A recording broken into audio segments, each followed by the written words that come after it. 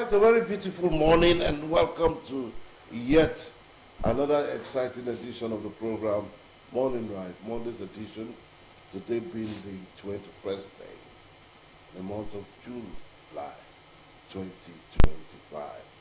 And of course, that reminds me that July is gradually moving into extinction. My name is Onometano, and of course, on a Monday morning, Tuesday morning as well, if you sit all over, that is right. Good morning to you. How are you doing? I'm good. I like your white attire. Yes. It's been an eventful weekend. Yes. We paid last respect to one of our retired staff, and of course, the mother to one of our colleagues. Yes. So all road led to Iguzo town over the weekend. That was last Friday. And we did that. A couple of things happened in Asapa, but I mean, that's the one I can remember now. Yes, the Buzo Razzmatazz was popular. It was. It was popular. Because you thank God you were there. I was there. It was a glamour, a carnival, because the U-shaped tent was filled to the brim. It was filled. And absolutely. Musical presentations from the Keleke dancers to the Ema dancers, the Soul Stirring Soul Band, and of course the Good Brothers. They were all on ground to add value from the entertainment journey. And to me, it was a glorious phone call. Heaven's gates. Heaven's gates. The earth's loss. So that's it. And today is also World Hepatitis Day. And today is just to create awareness, to raise awareness about the viral hepatitis disease. It's a disease for me. Now, it's a global health problem, and today encourages the prevention, especially the prevention and treatment efforts. So we're asked today, especially our health caregivers, to create more awareness or raise more awareness about that disease, because in this part of the world, the disease that we often hear about is the HIV and AIDS. But the truth is, they have other diseases that are killing people on a daily basis, not even cancer. But there are hepatitis B, C, and what have you. So today is just a day to raise awareness about it. And good thing, we're going to be having a pharmacist. I'm going to chip it in when she comes, asking questions about it. But yes, I remember years ago when I went to the hospital, and that was the first time I heard about this hepatitis B. A woman contacted it, and then she was almost isolated as though she had COVID. So, and I'm like, I thought it was just normal. I said, no, you have to, you don't share needles like HIV and AIDS. I said, wow, so this is it. And it is a very expensive, the little I know is a very expensive disease to manage. I think it's more expensive to manage than the HIV and AIDS. Because it has to do with the liver. Yeah, it's liver. And funny enough, you see hepatitis B. There is one of them that is more deadly. Yes. And for crying out loud, sincerely, a lot of advocacy has not been by premium. Yeah. Has not been placed on it. Unlike the way they say HIV and AIDS, everybody is carrying out campaign against it. Because they are related, they are allied. Yeah. By illness, they are allied. Yeah. There's the same danger, the same no cure. No cure. But treatment. Yeah, treatment.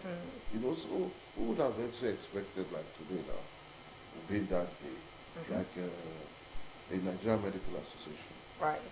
Should carry out sensitization, advocacy, enlightenment, telling the people on the dangers and what you should look out for. That's right. It's just like when you say cholera. Cholera is another disease that kills. You know, but yet a lot of medics play down on that. Hypertension, another silent killer. You know, so. I mean, Well, we need to raise awareness on all of this and not giving a particular attention to one that we think is the most deadly one. Okay, so today is also World Creativity and Innovation Day. Today is World Creativity and Innovation Day, and of course we have other celebrations today and innovation. Yes, creativity rules the world. It does. Ideas rule the world. Mm-hmm. You know, you could just box yourself in a corner and be creative, just like you. You know, I must give it to you because when I follow you through on your social media, I see that of the lot around the curve of the OAP class within the purview of the DBS stuff, that's it. You are just nominal uno. You know. Nominal uno. Yes, because you are number one. You are number one as far as using your creative intuition on the social media space is concerned. There was one that you put in. I was trying to find out about broadcasting. No. There was the latest one. I was trying to see how your hand covered whether it was the backdrop or something. So I could not fly through. I said, okay. You know, but then, what I concluded from that was, oh man, this is very creative. Right. You know, these are the things that we're talking about. That's it. You know, so we celebrate. It's all about celebrating those who are creative by intuition. That's right. So talking about what's trending, one of the things that's on the top burner right now is the Constitution review. Yeah. So South states advocate fiscal federalism. The stakeholders from the South are seeking a constitutional review process that would create opportunities to address the injustices suffered by the people of the Niger Delta. Yes. Now, these demands of fiscal federalism, resource control, devolution of powers to federating units, increased derivation formula, state police, and creation of local government areas by state-topped proposals at the public hearing for South at the Center A of the House of Representatives Committee on the review of the 1999 Constitution as amended. Now, these were some of the issues canvassed at a hearing by government representatives from Bayelsa, Delta, Edo State, as well as ethnic nationalities, traditional rulers, pressure groups, women and youth groups held at the Chief Depraye Alemesea Banquet Hall in Yenagoa. Yeah. Over the weekend. Yeah. And, our own yours sincerely, what's her name now, the Commissioner for Humanitarian, Orodel Dwanga led the committee for the women rights groups, because women were also included in that. Yes, they were. And then there's the youth. Yeah, there's also the youth, the creation of local government, and the emphasis on state creation. Yeah. And a review of the entire 1999 constitutional gambit. For me, it is easier said than done. You understand? And I just feel it's not one of those jamborees by way of oversight function. Because all these are constitutional rights of the House of National Assembly. They say, okay, man, what do we do? Okay, let's just go on a jamboree somewhere. Let's allocate some fund and give it a title, and they go there, talk, pay their whatsoever, divide memoranda for people who come and talk. And at the end of the day, it's all talks and no work. We have been talking about constitutional amendment way back. 1999, for example, as amended. So you can imagine between 1999 and now, 2025, we are still using that as our template. You understand? They would have played the role of that process and have a new constitution for the country. For the country. But I think that it takes a lot. I think they are considering the wherewithals, the logistics involved in trying to. Why the proposals in the first place? If you are going to consider what is involved, you create the wherewithal to fix the what is involved. Do you understand? Because if you say, okay, in the next XYZ number of years, we should be able to actualize it. So you work towards it. It's achievable. Yes, it is achievable. This life is you just live this life once, and after that, it's judgment. Okay, but there is a draft schedule for the constitution review. The North Central, that's a Senate public hearing, that's the A, is July 4th and 5th. That has been done.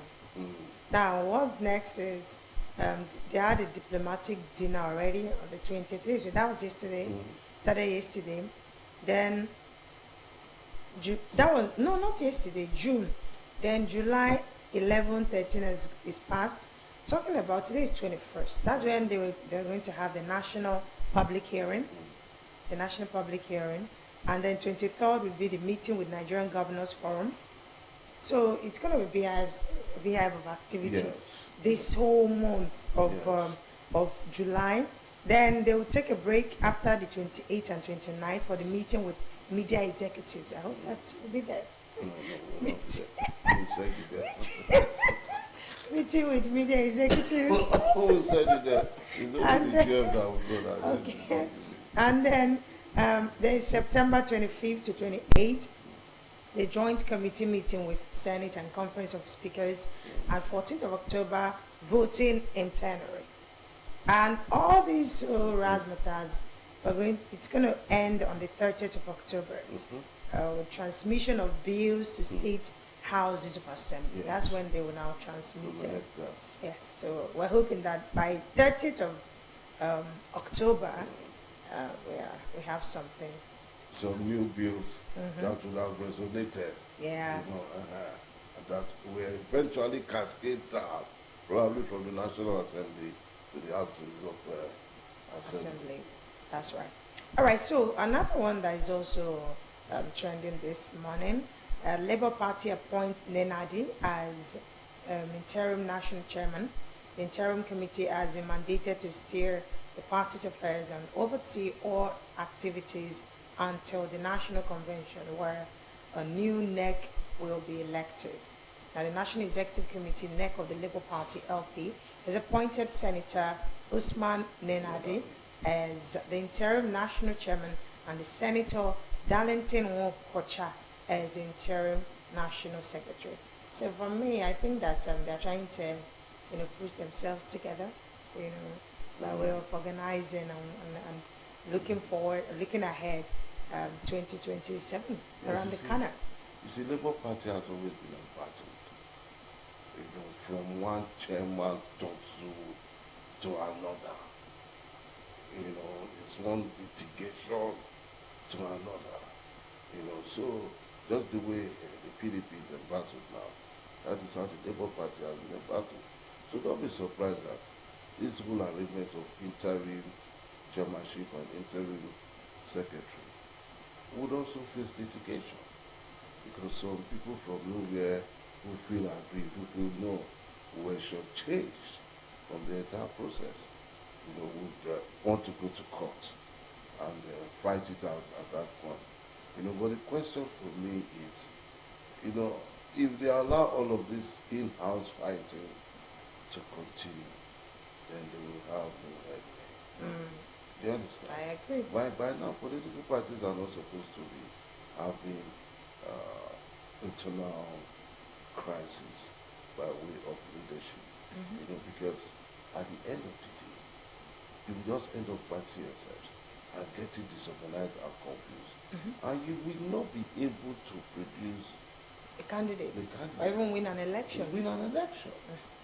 And most of the times too, with all regards and respect to our political gladiators, some of these fights are sponsored by the opposition. Yes, you understand me?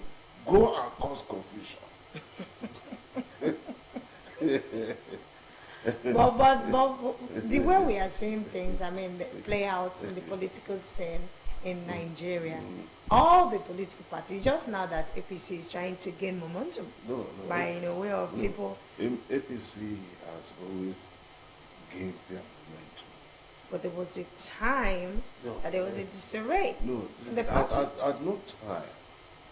Really? Yes, at no time did they really have any problem with their leadership.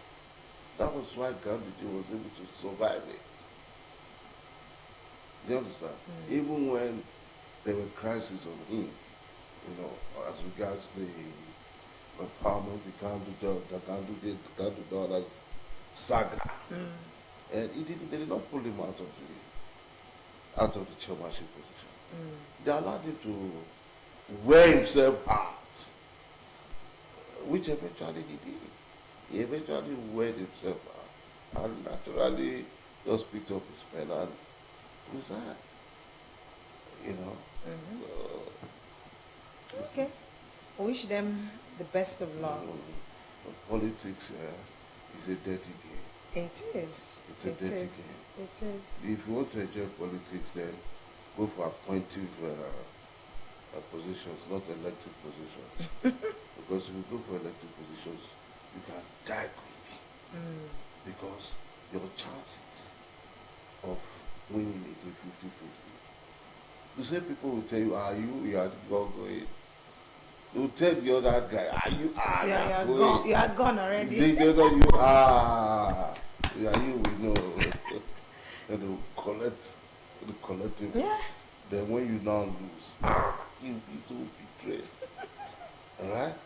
And that betrayal can put you in a state of solitary where you now want to store your own, and in the process underlying ailments begin to creep in. That's right. And before you know it, you got over here. So, but for elected positions, they elect you, appoint you. You don't contest for it, nothing. Commissioner, Director General, But you know what comes with appointment too? Person can wake up and say, you know what? Yes, you will go now. When you are not prepared to go. You must be prepared. You must be prepared because you see, it is appointive, and you know that anything can happen. So you must be prepared. You say, my appointment, I can't give you 5 years. No. In 1 year, they can even decide to take you away. That's right. So, that is it. Okay. So, as to reject plan to rename Unimed after Buhari, they also noted that proposed name change threatens to erase a hard-earned identity that has stood the test of time. The University of Maiduguri chapter of the Academy